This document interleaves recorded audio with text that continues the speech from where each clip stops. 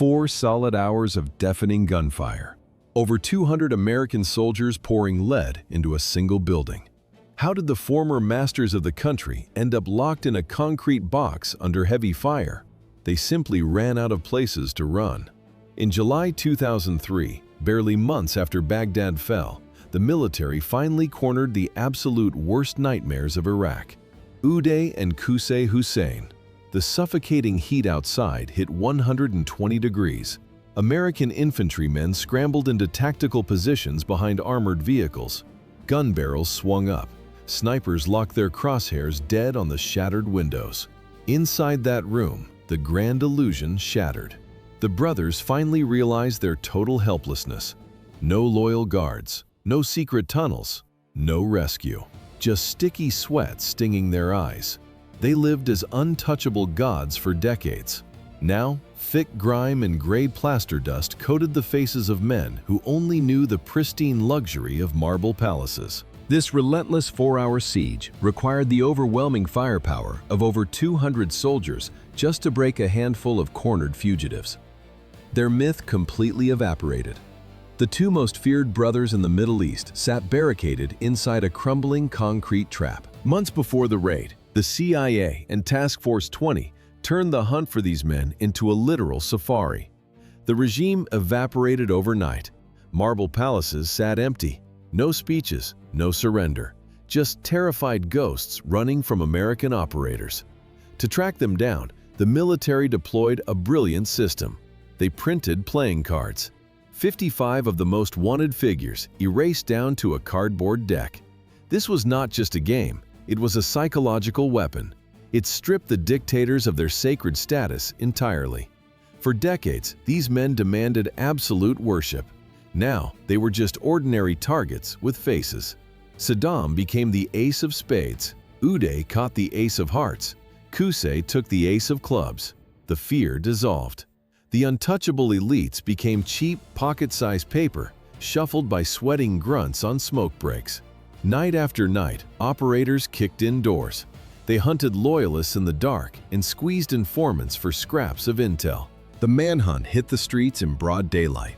Infantrymen pulled the crinkled cards from their body armor and showed them to the locals. It is hard to believe that the aces of hearts and clubs could recently kill any Iraqi just out of boredom. Now the entire American army hunted them. Who feared these brothers more, ordinary citizens or their own inner circle? The answer did not matter. Everyone bled the same. Uday ruined lives for impulsive fun, while the quiet Qusay systematically burned out any threats using the military. Uday operated as the wild dog of the regime. He turned the Iraqi Olympic Committee into a personal slaughterhouse. Heavy, uneven footsteps echoed down the cold marble corridors. Athletes froze. The limping boss walked in and handed out torture orders for lost matches. Guards dragged players across rough asphalt. The older brother fed on this chaos. Qusay felt no need to scream. He sat in quiet offices and coldly signed execution papers. A flick of his pen crushed entire civilian uprisings in blood and fire. While Uday entertained himself with personal terror, the younger brother held the whole country by the throat. Qusay commanded the Republican Guard. He directed the Special Republican Guard. 80,000 elite fighters executed his every command. Now these absolute rulers hid in dirt holes. The American invasion stripped away their godlike power. But the older brother lost his invincibility long before the war. Assassins destroyed his spine and changed his walk forever. The ambush hit him in 1996, but the twisted empire those brothers built was already dying. The final blow landed on March 20, 2003. George W. Bush gave the order. Operation Shock and Awe began. The sky over Baghdad ripped apart. Down in the bunkers, the Iraqi elite finally tasted real fear. They felt the physical vibration from the precision bombs rattling their teeth, while thick concrete walls shook violently under the endless barrage. Dust fell on their shoulders. The illusion of control shattered. Above ground, the entire military machine paralyzed. Generals screamed into radios. They commanded units that no longer existed. Soldiers dropped their rifles and ran blindly. Inside the highest ranks, paranoia infected everyone. The same men who happily terrorized millions now sweated in the dark, staring at each other and waiting for the first inevitable betrayal. Outside the bunkers, Baghdad burned. City blocks collapsed in massive fireballs. Against this chaotic backdrop, state television relentlessly broadcasted Saddam's empty speeches.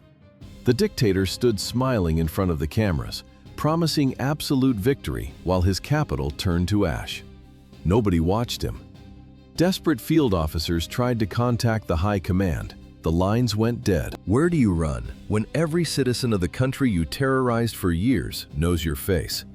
While Saddam preached on television about an absolute victory, American tanks were already tearing his empire apart. Basra fell. Najaf fell. Karbala fell. The heavy armor rapidly approached the capital. Street fighting barely happened. The regime's elite defenders simply threw away their rifles and ran. On April 9, 2003, the Americans reached the heart of Baghdad. They parked their vehicles right in Firdaus Square. This location was not random. The Palestine Hotel towered directly over the plaza. Foreign journalists used this building as their main headquarters. Dozens of cameras pointed straight down at the street. The entire world watched an armored recovery vehicle rip the massive metal statue of Saddam Hussein off its pedestal. The idol smashed into the pavement. For decades, the dictator and his sons promised a ruthless fight to the death. They promised rivers of blood, but they lied. At the first scent of actual danger, the brothers panicked. They abandoned their loyalists. They dropped their military gear. The most brutal men in the Middle East sneaked out of the burning capital like cowards. American troops finally kicked in the heavy compound doors. The presidential palaces stood completely empty. Fleeing Baghdad on April 9th, Uday and Qusay woke up to a chilling reality. No one feared them anymore. Their blood-soaked authority simply evaporated. The brothers nervously scurried from one dirty hideout to another. Former loyalists offered them cramped safe houses, but the shelter felt like a trap. The air inside these concrete boxes smelled stale and suffocating. This stench provided a brutal contrast to the imported perfumes of their past lives. Paranoia took over. Every passing car made them flinch. Every footstep on the street sounded like an execution squad. They cut off the outside world. They banned phones completely. A pure animalistic dread of American wiretaps consumed them. If a device could catch a signal, the brothers smashed it to pieces. They chose absolute isolation. But isolation cannot buy loyalty. The country lay in ruins. People just wanted to survive. In 2003, an average Iraqi citizen earned less than $1,000 a year. Then the United States government stepped in and weaponized greed. The Americans dangled a payout so massive it instantly vaporized decades of blind obedience. Washington slapped a price tag of $15 million on each brother's head. Someone from their trusted circle finally made the decision to talk. That massive combined bounty broke the final remaining loyalties. How much does it cost to give up the most wanted men in Iraq? Exactly $30 million. $30 million. That cash payout exceeded the annual budget of entire Iraqi cities back then. In July 2003, suffocating heat baked the streets of Mosul. The Great American Hunt ended right there. Genius military tactics played no role. A man named Nawaf al-Zaidan simply wanted the money. He walked up to the Americans and traded his guests for a paycheck.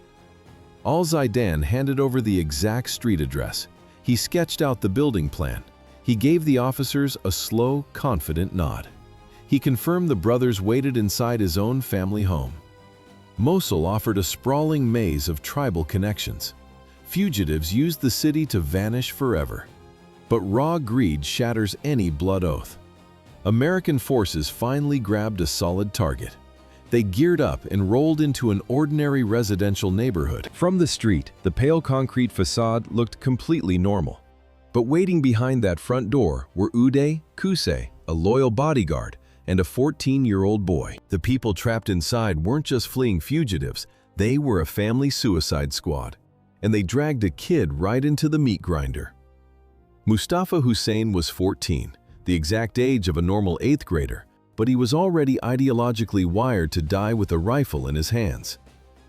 The air inside the tight rooms choked them, a thick, suffocating mix of pulverized concrete and raw gunpowder.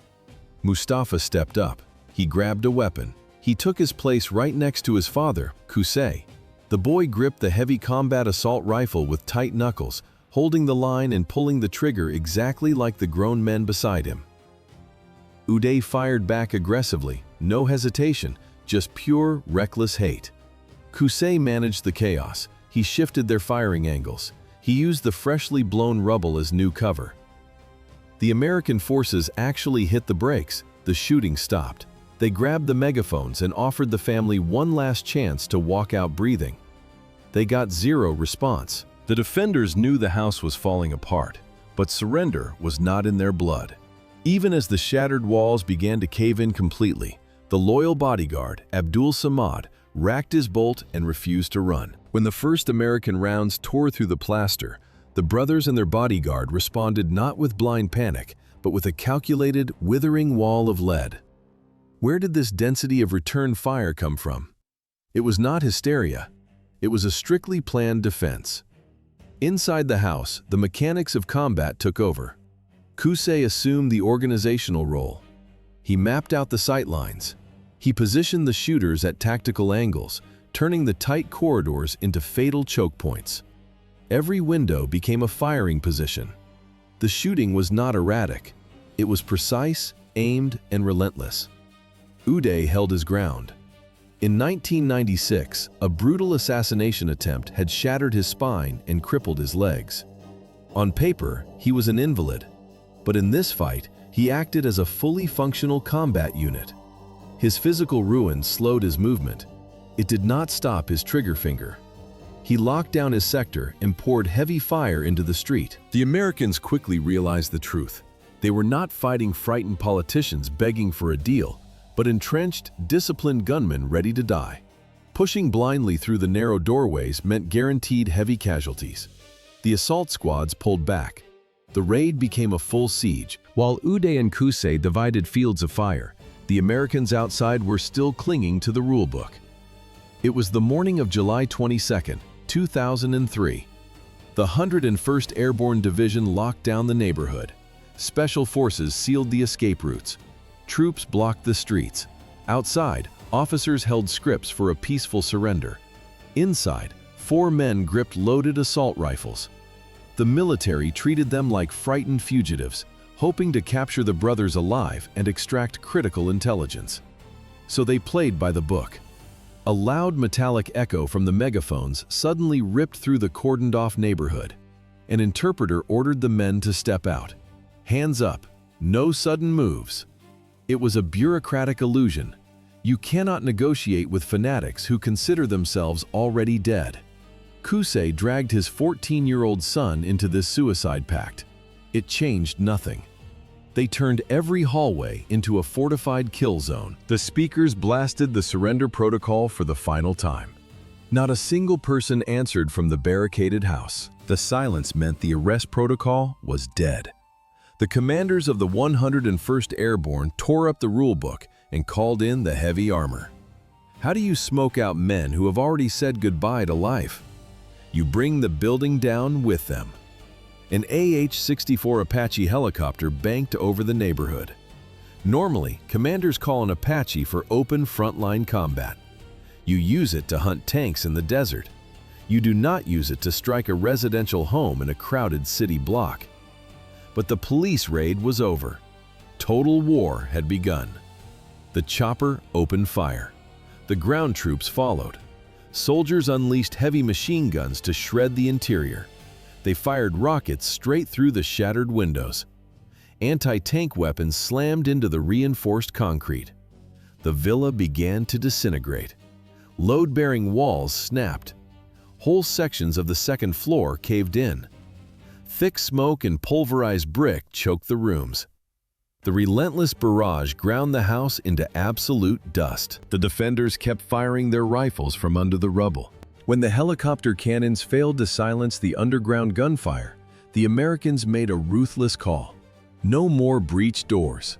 No more bleeding soldiers in narrow hallways. The commanders of the 101st Airborne Division ordered a massive final assault. They decided to erase the building entirely. The troops brought up the heavy hitters, TOW missiles.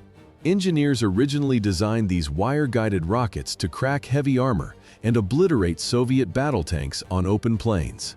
The military never intended them to strike the brick walls of suburban residential homes. But the rules of engagement had vanished. Now, the soldiers used them as sledgehammers. The gunners locked onto the target. They pulled the triggers. The heavy anti-tank missiles tore the house to absolute shreds. Searing warheads punched straight through the thick concrete barricades. The deafening roar of tearing concrete swallowed the entire street. Heavy machine guns methodically chewed up the remaining debris, cutting down every potential piece of cover. A thick, choking cloud of gray dust slowly settled over the pulverized ruins. Out of the massive fortified villa, the number of intact load-bearing walls dropped to exactly 0. The dust finally settled. Soldiers stepped into the pulverized debris. They started digging through shattered bricks and twisted steel. Soon, troops dragged 4 bloody, mangled bodies out from under the rubble. But how do you prove to a country hooked on paranoia and body doubles that its chief executioners are dead? You strip away the myth. You rely on cold anatomical facts. Helicopters hauled the corpses to a military morgue. No more gold-plated palaces, just sterile lights and stainless steel tables. The heavy stench of burnt flesh and raw cement dust clung to the room. It was baked permanently into their dead skin. Medical examiners unzipped the thick black body bags. Iraq's untouchable gods were now just ordinary biological material. 4 pieces of ruined flesh waiting for bureaucratic processing. These were Uday, Qusay, 14-year-old Mustafa, and a bodyguard named Abdul Samad. Forensics went straight to work. They ignored the terrifying reputations. They looked at bones. They rolled Uday over and checked his skin. The 1996 assassination attempt had left him with 8 bullet holes and months of severe paralysis. Now, those deep, jagged surgical scars across his legs and torso became the ultimate, irrefutable proof. The old wounds that once proved his invincibility now officially certified his death. Outside, the streets of Baghdad were already boiling with wild rumors. Locals whispered about another elaborate trick. They believed the brothers had slipped away again. Washington needed absolute certainty to pay out the $30 million reward. So the military doctors brought in the dental files. They pried open the stiff jaws of the corpses to verify the final details. The forensic team compared every single crown and filling. The dental charts confirmed an absolute 100% match. Dental charts meant nothing to a paranoid public. To kill the rumors about the 4 bodies found in Mosul, the U.S. government made an unprecedented move. They published the post-mortem photos of Uday and Qusay. The next morning, macabre, hastily made-up faces stared from the rustling front pages of local newspapers. Military morticians tried to reconstruct their shattered skulls. They applied heavy mortuary wax. They sewed up the bullet holes. It was a desperate cosmetic job. For decades, Iraqis feared these brothers like untouchable gods. Now, they were just stitched-up meat. The illusion of absolute power vanished instantly. The Americans expected these graphic images to break the regime's psychological grip. But the crowds did not celebrate. Seeing the lifeless tyrants brought zero relief. The country was already bleeding out from daily chaos and street violence. The monsters were finally dead. People just saw more corpses. Those posthumous newspaper photos hid 4 hours of primal terror. Inside the pulverized mansion, Saddam's heirs shot back until total exhaustion. They were trapped in a barricaded upstairs bedroom. No reinforcements, no escape. Just the frantic clinking of empty assault rifle casings bouncing off crumbled concrete. The bodyguard went down first. Abdul Samad took a fatal hit and collapsed in the debris. He was their last human shield. Then American heavy machine guns found the boy. 14-year-old Mustafa Hussein dropped to the floor. The teenager held his ground longer than anyone else in that room. A child took on the desperate role of defending the dynasty, while the adults around him bled out. Now it was just the brothers, Uday and Qusay. The tyrants who once fed dissidents to plastic shredders were now crawling on their bellies. They choked on smoke. They slipped on blood. Their vast empire shrank to a few feet of shattered tiles. Anti-tank missiles hammered the walls. The roof caved in. The final minutes were pure animal panic in the dark. Later, forensic teams pulled the torn remains from the dirt. Coroners documented multiple gunshot wounds across the bodies, proving they kept squeezing their triggers until their nervous systems completely shut down. They knew exactly what the streets of Baghdad would do to them if caught alive. Troops clearing the rubble found no white flags and logged 0 radio calls to surrender. While 14-year-old Mustafa bled out with a rifle in his hands, Saddam Hussein scurried through the dark cellars of his native Tikrit. What did the father feel after losing his main attack dogs? Only pure animal fear for his own skin. The dictator ran. He moved only at night. He begged old tribal allies for shelter. His massive marble palaces disappeared. Now he survived on scraps in total isolation. The world expected an epic final stand, a blaze of gunfire just like his son's. The reality was a filthy old man hiding in the dirt. The chase ended on December 13, 2003. American troops raided a rural farmhouse. Commanders called the hunt Operation Red Dawn. They took the name from the 1984 Hollywood movie about brave partisans fighting an empire. A bitter, mocking irony for a broken tyrant. Soldiers kicked aside a camouflaged rug in the courtyard. They yanked out a foam plug. A tight 6-foot-deep spider hole opened in the ground. A thick, rotten stench of damp earth and stale sweat hit the surface. Down at the bottom sat a man, matted hair, tangled gray beard, disoriented eyes. Troops reached into the pit. They grabbed his dirty collar. They dragged the former president up into the harsh light. Saddam Hussein raised his empty hands and surrendered to American soldiers without making a single sound. Washington treated that quiet surrender on December 13th as the absolute finish line. The war was over. But for the people of Iraq, the real nightmare was just waking up. Hope for a normal life died fast. A brutal new routine replaced it. Morning car bombs, shattered glass, and endless lists of kidnapped neighbors. The mechanics of this new chaos were deadly simple. Uday and Qusay lay dead. Saddam sat in a military cell. The paralyzing terror they used to control the country completely evaporated. But here is the bitter irony. That exact fear was the only glue holding the state together. For decades, the sheer brutality of the regime stopped rival factions from slitting each other's throats. Now the glue was gone. The cage broke open. The entire central authority collapsed. A massive power vacuum immediately sucked in everyone with a rifle. Neighborhoods fractured. Sectarian dividing lines turned into active kill zones. Heavily armed insurgents flooded the streets. They ambushed American patrols. They massacred unarmed civilians. The rapid liberation morphed into a grinding, dirty guerrilla war. By 2006, the civilian death toll surpassed 100,000.